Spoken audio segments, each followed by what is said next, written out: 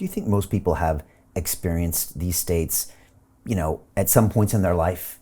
It's just they never know how they can recreate them and bring them back. I mean, I think most people have had an experience like that. Of course. Time where they felt like they're in the flow or they're connected to the divine, but it's brief and maybe they chalk it up to an XYZ, maybe they forget it. Yeah, it's transient, right? So they're sitting on the park bench or whatever and they have this profound moment of connection, or they just get done skiing for 8 hours and they fall asleep in the back of the car, and the next thing you know, they're something other than themselves. I think that these random things that happen to us, I think we associate with, maybe it was skiing, or maybe it was whatever.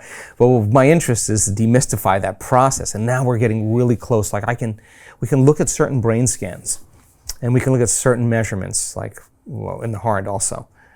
I could say to the scientist who's observing this scan at the same time, I can say, this person is going to have a big moment in a matter of seconds, because they move to this particular brainwave state where they're outside of normal in theta, right? And theta is when your body's asleep and your mind is awake. You're half awake and you're half asleep. And it turns out that's magic land.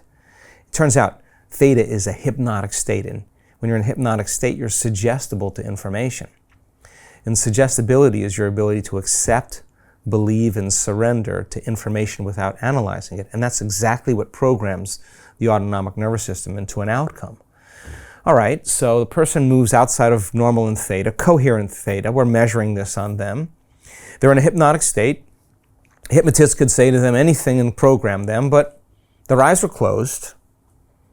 There's music playing in the background. They forget they're in the room. They're not eating or tasting or smelling or experiencing and feeling. They're sitting still. There's only one other place information can come from, and that's frequency. And all frequency carries information. So as they dial down the neocortex and they move into theta, they shut out the mechanism, or shut off the mechanism that is connected to the autobiographical self, the story. Lights are out in the neocortex, but they're still awake. They're suggestible to information, but they're not getting information through their senses. There's coherence in their brain because they're practicing that. When the brain gets coherent, it can read coherent information. The more coherent the frequency, the more coherent the information. So the brain acts like a receiver. Latent systems in the brain switch on, and then there they go, right into gamma. They go into that altered state. We can induce it, we can replicate it, we can predict it, and we see a very similar brainwave pattern, okay? Then we all started to notice that if a person can really, really start practicing putting their attention in their heart and really start working with these elevated emotions, we created the technology. We created the program to be able to see, okay, let's see when a person puts their attention on their heart. If where they place their attention is where they place their energy, let's see if they put their attention on their heart, if it changes the energy of the heart. And there's a frequency band for the heart that's a low frequency band, very low frequency band. That's the energy that's only indigenous to the heart. Okay, here's somebody playing with their 2-year-old, running around outside on the break in the event, and another staff member who's running around doing 1,000 things, a little bit out of balance, a little stressed. We sit them down and we ask them, okay, let's see if we can do this. The greedy bankers are about to do it again. In 2008, they crashed our financial system and nearly bankrupted the entire global economy. Then they received trillions of dollars in government bailouts. And after, they demanded fat bonuses paid for by you, the taxpayer. It turns out the banks haven't just been screwing the American taxpayers, they're also screwing over their investors. Turns out the banking industry is the worst place you could put your money, despite enormous taxpayer bailouts. Now the bankers are back to take away your financial freedom. They lie and tell you that cryptocurrency isn't safe. They try to make it illegal for you to choose how to invest your hard-earned money. They lie and say cryptocurrency is used by money launderers and criminals. But look at the record. It's the banks themselves that launder hundreds of billions of dollars every year to the biggest criminal operations in the world. Leaked documents have revealed how some UK banks have helped criminals, money launderers and Russians under sanctions. American authorities discovered that the Sinaloa cartel moved $881 million through HSBC accounts as bank officials turned a blind eye to the illegality. The bankers lie and say cryptocurrency is not a real investment. Meanwhile, the smartest CEOs in the world are buying billions and billions of it. The truth is that banks lie about cryptocurrency because it makes them scared. The banks take $9 trillion per year of your hard-earned money, and they are worried that they will finally be exposed. They're scared because crypto means they can no longer control your money, which means they can no longer control you. They are scared because you might actually understand your money and intelligently decide what to do with it. Now is the time for us to come together, fight back, and take control.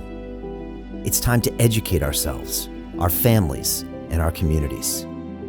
Because financial education means financial freedom. We know that cryptocurrencies will help us build the new decentralized financial system of the future. A banking system that is of the people, by the people, and for the people. A banking system where access to finance is a fundamental human right. A banking system that is free and fair and welcomes all humans on this earth. The DeFi revolution is happening. We, the people, can no longer be fooled. We choose to take control of our finances. We choose to take control of our freedom. We choose to take control of our future. Join us, and let's take back our financial freedom forever.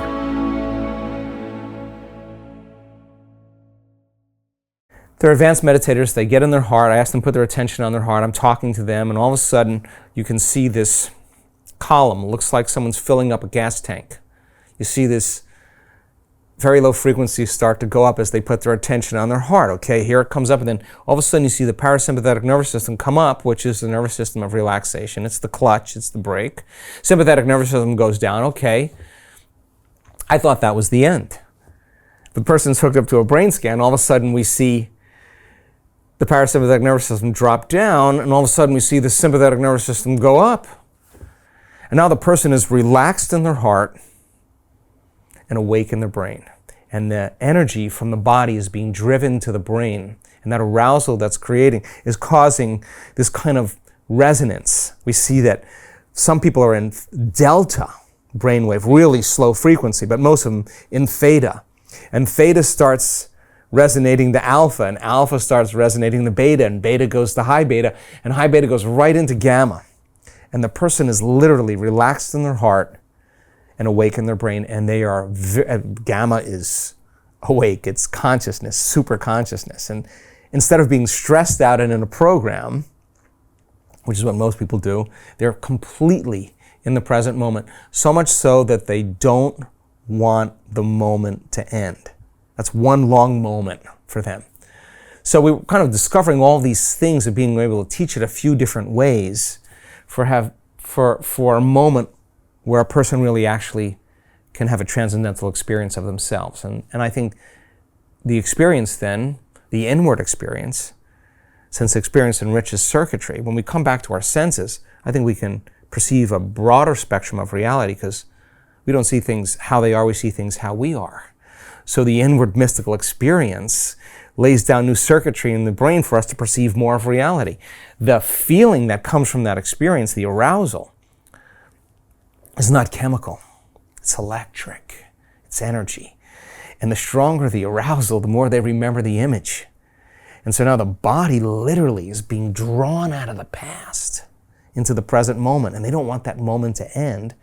And when they move into the present moment, there goes a lot of the health conditions because the body's no longer reliving the event emotionally and believing it's living in the same environment. And we're no longer signaling the same gene in the same way. Why? Because the environment signals the gene. So the past is literally washed away for a lot of people.